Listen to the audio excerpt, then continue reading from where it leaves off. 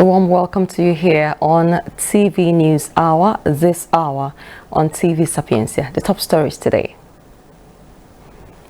The Drug Law Enforcement Agency, NDLEA, has warned parents to stay alert as a drug list sweets, chocolates and snacks disguised as treats are increasingly being found in children's bags and pockets.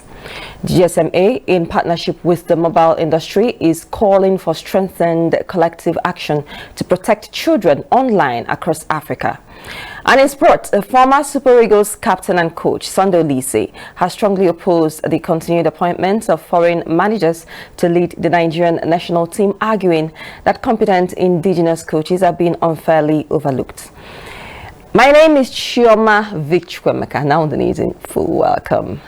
The National Drug Law Enforcement Agency, NDLEA, has warned parents to stay alert as drug laced sweets, chocolate and snacks disguised as treats are increasingly being found in children's bags and pockets. In a public advisory issued yesterday, NDLEA's Director of Media and Advocacy, Femi Babafemi, shared photos on X showing seized drug-laced items designed to appeal to children and teenagers, warning that the trend poses a growing threat to child safety and public health.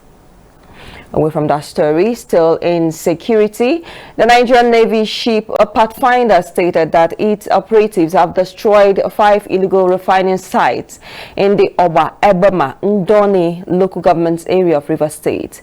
The Navy said the site used for massive illegal bunkering activities in the area had 62 ovens, 21 reservoirs and 55 dugout pits containing approximately 50,000 liters of suspected stolen crude oil. The site also contained 83,000 liters of illegally refined automotive gas oil and 20,000 liters of refined kerosene unlawfully.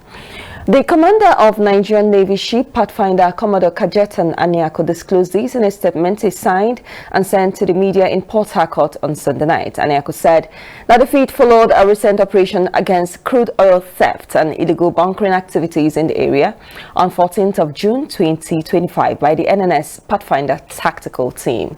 We are following up on the story and we'll keep updating you. Here in Anambra State, the governor, Soludo, says the state government under his leadership remains fully committed to the welfare and success of the NYSC scheme in Anambra.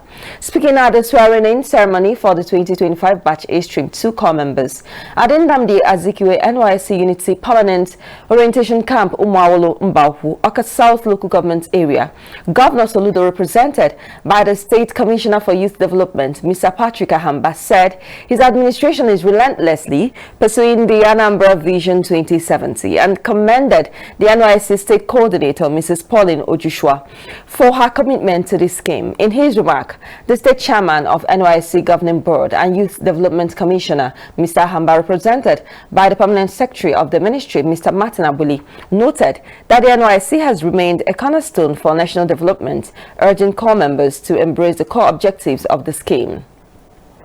Also speaking at the event, which featured swearing-in session, march past and other displays, the state coordinator of NYSC, Mrs. Pauline Ojushwa, who thanked the state government for its assistance to the scheme and the host communities, charged the core members to embrace all the programs designed to equip them with necessary knowledge and skills to navigate challenges that lie ahead, and to respect the customs and traditions of their host communities, be law-abiding, and contribute positively to their development. Away from that story, former presidential candidate of the Labour Party, Peter Obi, has called for a shift in Nigeria's leadership selection, urging citizens to prioritize competence, capacity, character, and compassion when choosing leaders. In a statement on Monday via X titled, "What Cannot Be Hidden in Leadership," Obi said leadership is either succeeding or failing, and the results are always visible. He reiterated his long-held position that tribal and religious considerations in leadership choices have severely harmed the country. Obi emphasized that competence is vital for understanding and solving Nigeria's complex challenges, while capacity ensures the stamina and mental strength needed to lead effectively.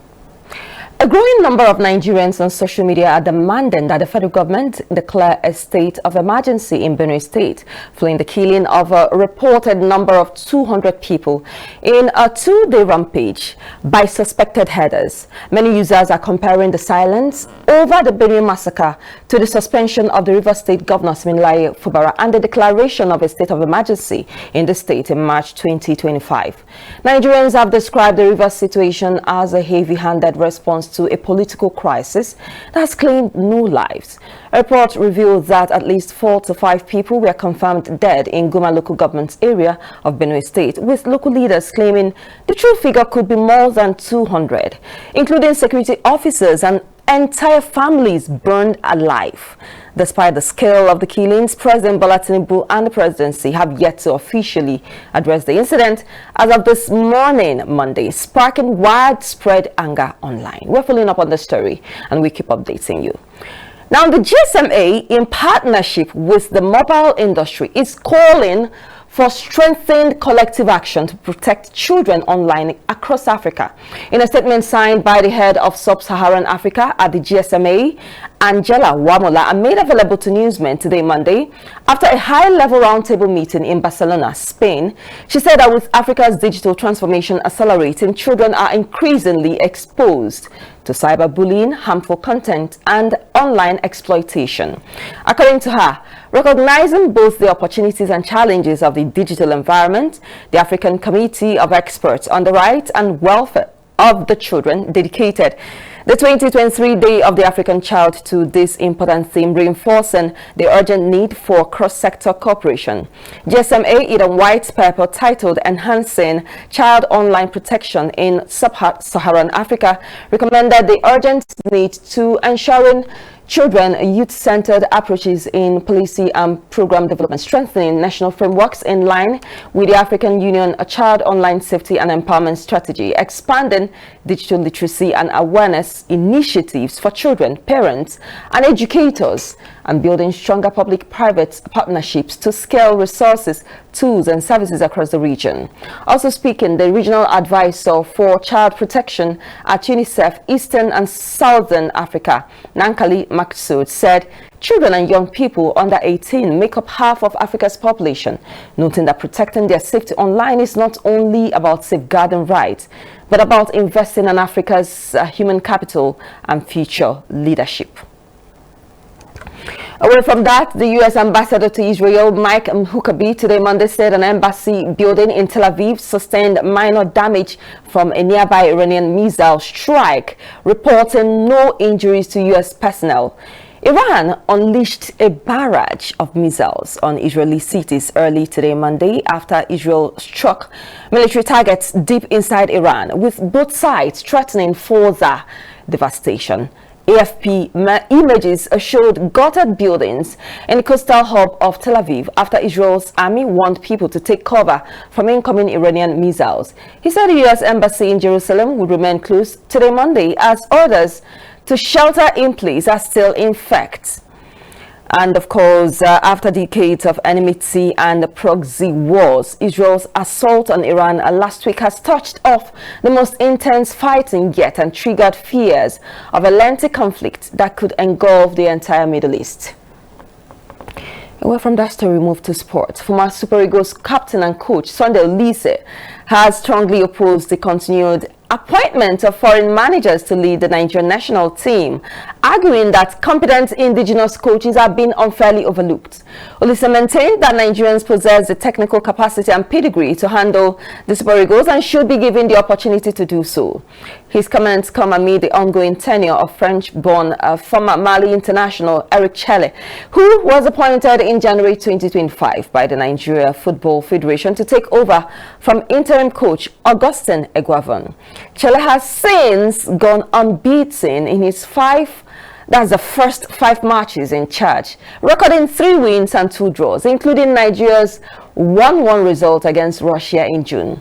Now, despite this promising start, Olise questioned the long-term reliance on expatriates, warning that such appointments undermine local development and show a lack of trust in homegrown talent. A former defensive midfielder known for his tactical intelligence and physical presence, Olise represented top European clubs including Ajax, Borussia Dortmund and Juventus. Well, with that story from Sunday Olise, we wrap it up on this news this hour. A quick reminder of our top stories we told you. Very importantly, that the National Drug Law Enforcement Agency, NDLEA, has warned parents to stay at alert as drug-laced sweets, chocolate and snacks disguised as treats are increasingly being found in children's bags and pockets.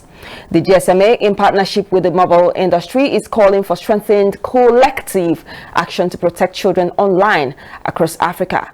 Former Super Eagles captain and coach Sunday Olise has strongly opposed the continued appointment of foreign managers to lead the Nigerian national team, arguing that competent indigenous coaches are being unfairly overlooked. Well, that's it on News Hour this hour. Thank you so much for joining us here on TV Sapiencia. My name is Chioma Victor. Thanks for watching. Do have a great and amazing Monday and an interesting week ahead of you. Stay with us. We have other programs to ensure that you are entertained, informed and educated. Do have a great time. Good afternoon from here.